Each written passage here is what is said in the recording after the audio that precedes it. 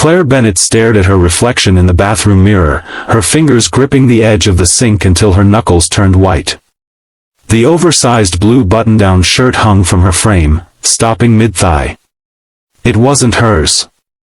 Nothing in this bathroom was hers. The children's toothpaste, the rubber duck shower curtain, the height chart penciled on the doorframe, all belonged to a life she had no part in. Until last night. "What have I done?" she whispered, her voice barely audible over the sound of bacon sizzling and a child's laughter floating up from the kitchen downstairs. The smell of coffee and pancakes wafted through the unfamiliar house, her employee's house. Jake Sullivan's house. Her subordinate. The quiet, reliable project manager who never missed deadlines despite being a single father. The man whose shirt she was currently wearing. And somewhere downstairs, that man was making breakfast, unaware that his boss was having an existential crisis in his guest bathroom.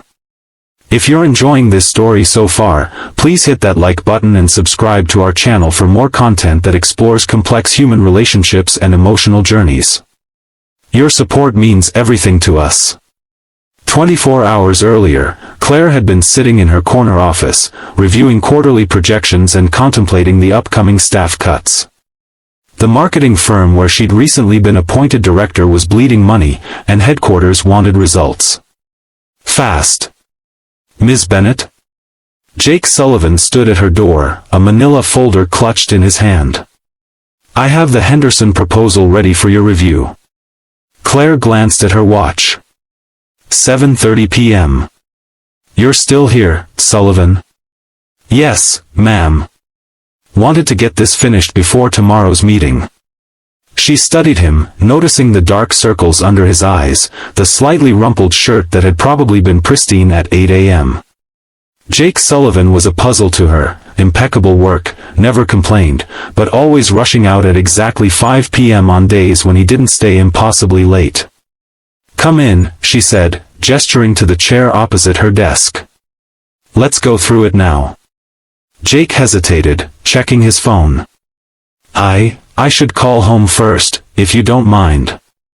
Claire waved her hand dismissively, already opening the folder. She half listened as Jake spoke softly into his phone. "Hey sweetie." "Yes, I know. I'm sorry, lily pad, but Daddy has to work a little longer." "No, Mrs. Abernathy will stay until I get home. I promise I'll read 2 chapters tonight. Love you too, kiddo." When he hung up, Claire noticed something she'd never seen in the office before, vulnerability in Jake Sullivan's eyes. "Your daughter?" she asked, surprising herself with the question. "Yes. Lily. She's 8. His smile transformed his tired face. "She's not used to me working late. Her babysitter is probably charging me double by now." Claire nodded, suddenly uncomfortable with the personal turn of the conversation. "Well, let's make this quick then." They worked through the proposal efficiently, and Claire was once again impressed by Jake's thoroughness. At 8:45 p.m., they finished, and Jake stood to leave. "Sullivan," Claire called as he reached the door. "This is good work." He nodded, accepting her rare praise with a small smile. "Thank you, Ms. Bennett. Why do you always leave at 5? The question had been bothering her for months. Jake's shoulders stiffened. "My daughter's school ends at 3:30. The aftercare program closes at 5:15. I have exactly 45 minutes to get there, or they start charging penalties I can't afford." Claire felt a strange twist in her chest. "And when you stay late?" "I pay for a babysitter. Mrs. Abernathy from next door. She's retired and likes the extra income, but..." He shrugged. "Single-parent budget. Every hour counts." "I see." Claire tapped her pen against the desk. "What about Lily's mother?" The moment the words left her mouth, she regretted them. Jake's face closed off completely. "Cancer. 2 years ago." Claire felt as if she'd been slapped. "I'm sorry. I shouldn't have." It's fine. He cut her off. Is there anything else you need, Ms. Bennet? No. Go home to your daughter. After Jake left, Claire sat alone in her office, staring at the city lights. She'd been director for 6 months, transferred from the San Francisco office to fix the struggling Portland branch. The board had been clear: cut costs, increase productivity, or close the office. She'd been ruthlessly efficient, earning the nickname the Terminator within weeks. But tonight, for the first time, she wondered about the lives behind the performance metrics on her spreadsheets. The next day, the storm hit Portland without warning. Weather forecasts had predicted rain, but by mid-afternoon, hurricane-force winds were tearing through the city. Power lines were down across the county, and emergency services were urging people to stay home. Claire stood at the office windows, watching trees bend nearly double in the parking lot. Most of the staff had left early, but she'd stayed, reviewing the final candidates for termination. Jake Sullivan's name was on the bubble. His work was exemplary, but his position could be consolidated with another department to save costs. Her phone buzzed, a citywide emergency alert warning of flash floods and road closures. As she gathered her things to leave, a frantic knock sounded at her door. Jake Sullivan stood there, his face pale. "Ms. Bennet, I'm sorry to bother you, but I need to leave immediately. The creek near my house is flooding, and my neighbor just called. Lily is home alone." Alone? Why isn't she with the babysitter? Mrs. Abernathy had a doctor's appointment. She was supposed to be back an hour ago, but she's stranded at the medical center. "The roads are closing, and I need to go," Claire said. "Of course, go." Jake turned to leave, but Claire made a split-second decision. "Sullivan, wait. I'll drive you." He looked at her in confusion. "What?" "My car is an SUV with 4-wheel drive. If the roads are flooding, you'll have better chances of getting through with me than in that compact car of yours." 20 minutes later, Claire was white-knuckling the steering wheel as her Audi navigated through streets that had become shallow rivers. Jake directed her through neighborhoods she'd never visited, his voice growing more tense with each flooded intersection they crossed. "There, turn right here. The house with the blue shutters." Claire pulled into the driveway of a modest bungalow. Before she could put the car in park, Jake was out the door, splashing through ankle-deep water toward the house. "Lily," he called, bursting through the front door with Claire close behind. "Daddy." A small voice called from upstairs. "The power went out, and I'm scared." Claire stood awkwardly in the entryway as Jake bounded up the stairs. She heard murmured conversation, a child's relieved sobbing, and then footsteps coming back down. Jake appeared with a small girl clutched in his arms, her face buried in his neck, thin arms wrapped tightly around him. "It's okay, Lily Pad.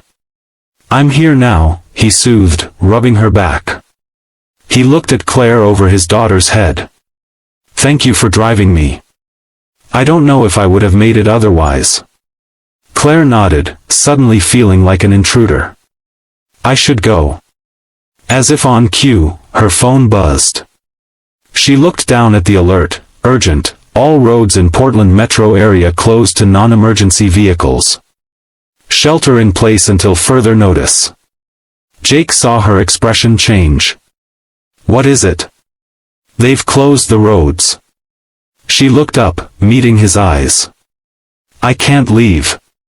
The next hours were a blur of emergency preparedness that Claire hadn't known Jake possessed. He moved with practiced efficiency, gathering flashlights, filling containers with water, checking windows and doors. Lily followed him around, clutching a worn stuffed rabbit, occasionally casting curious glances at Claire. "Do you work with my daddy?" she finally asked, as Claire awkwardly perched on the edge of the sofa. "Yes. I'm his boss, actually." Lily's eyes widened. "You're Ms. Bennet? Daddy talks about you all the time." Claire raised an eyebrow. "Does he?" Jake coughed loudly from the kitchen doorway. Lily, why don't you go get the emergency radio from the hall closet?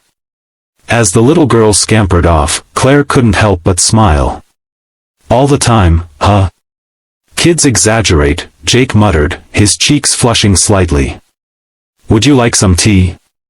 The stove is gas, so we can still heat water.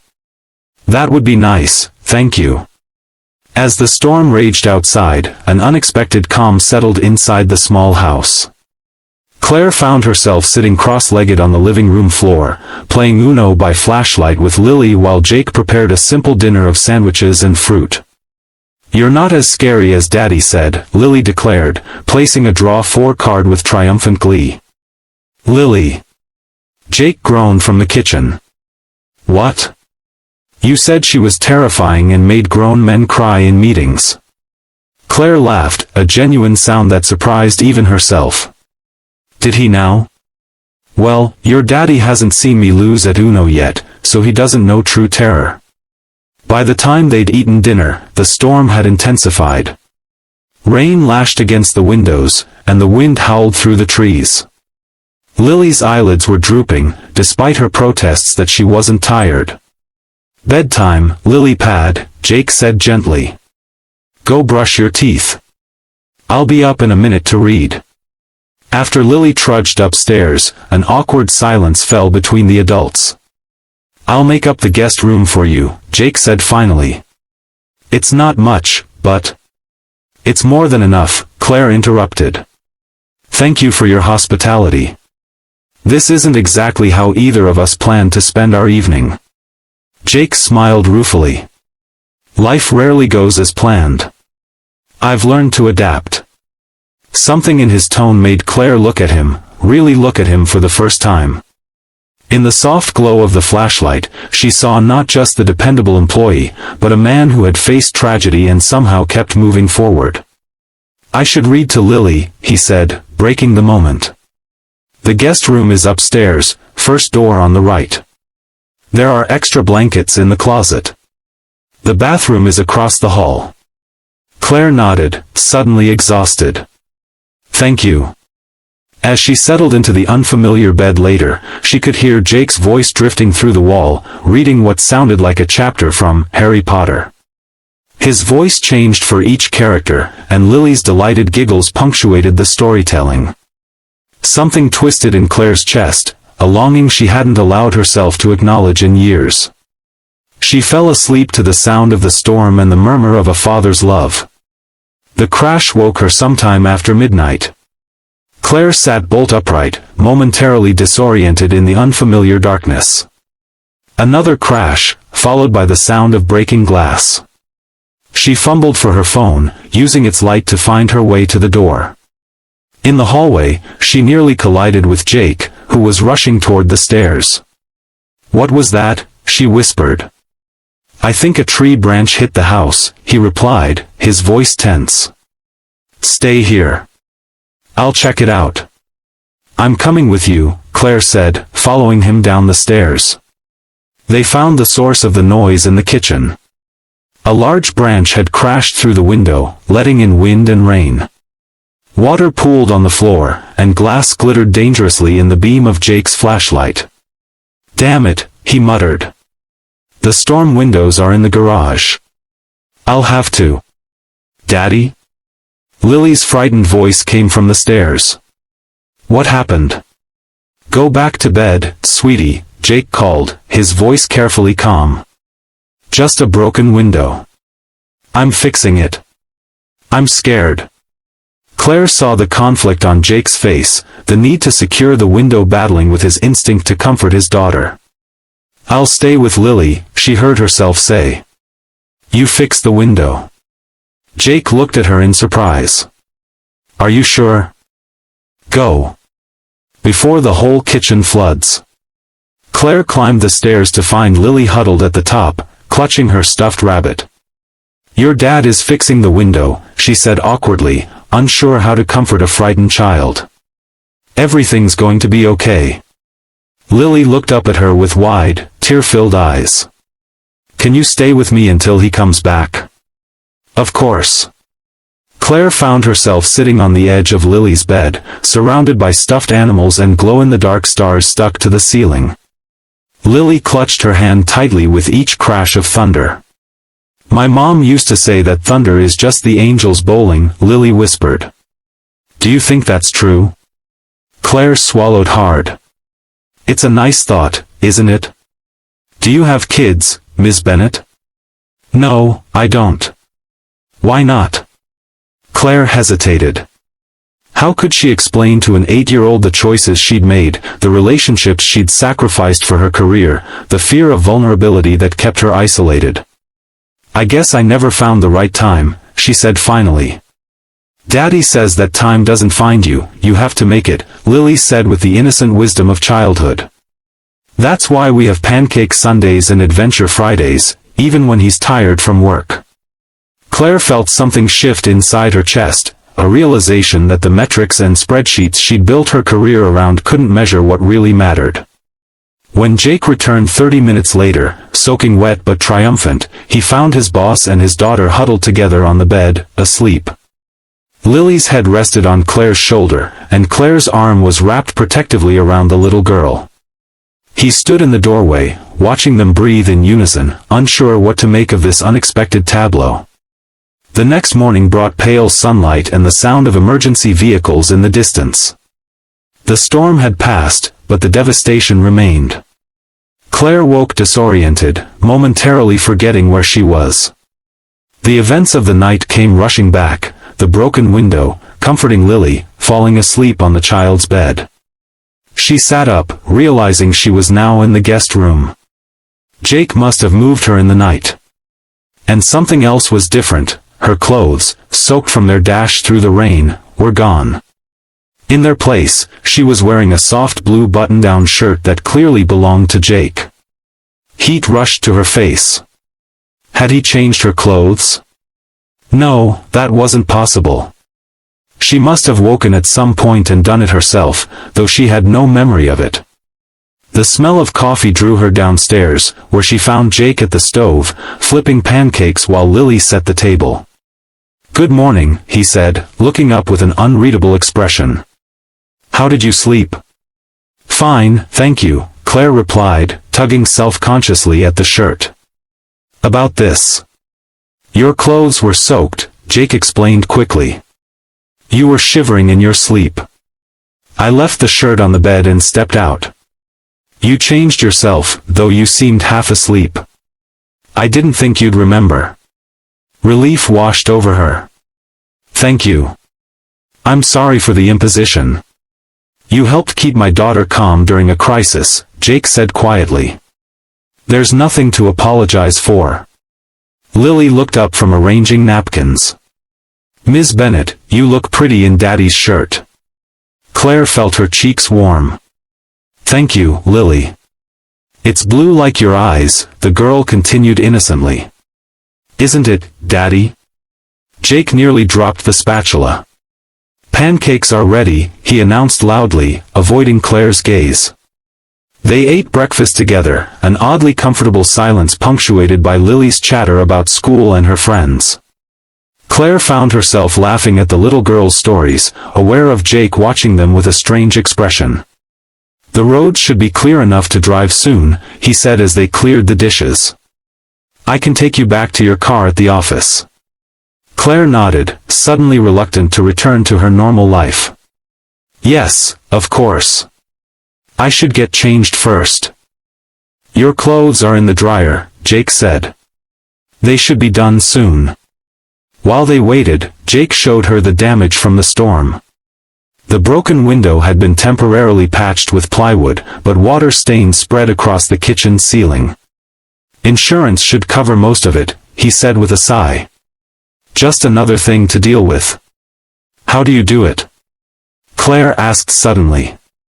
"Balance everything, work, being a single parent, all of this." Jake looked at her.